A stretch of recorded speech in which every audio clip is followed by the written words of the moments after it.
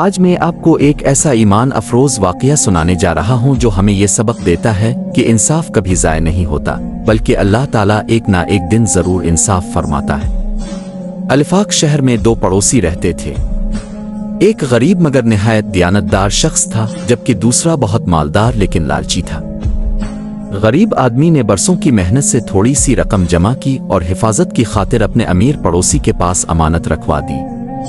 کچھ عرصے بعد جب اسے اپنی رقم کی ضرورت پڑی تو وہ اپنے پڑوسی کے پاس گیا اور ادب سے کہا، بھائی، میری امانت واپس کر دیں، مجھے اس کی ضرورت ہے۔ لیکن امیر شخص نے بے شرمی سے جواب دیا، کیسی امانت؟ میں نے تم سے کبھی کوئی رقم نہیں لی۔ سن کر غریب آدمی کے قدموں تلے زمین نکل گئی۔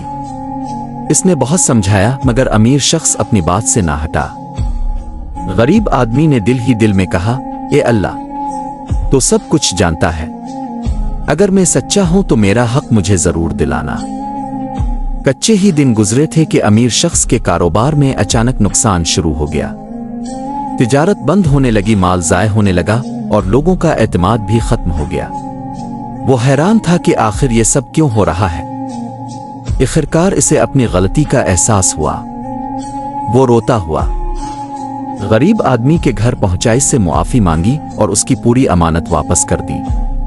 غریب آدمی نے رقم وصول کی اور کہا، میں نے تمہیں معاف کیا، لیکن یاد رکھو، بندوں کے حقوق کھانے والا دنیا میں بھی ذلیل ہوتا ہے اور آخرت میں بھی سخت جواب دہ ہوگا۔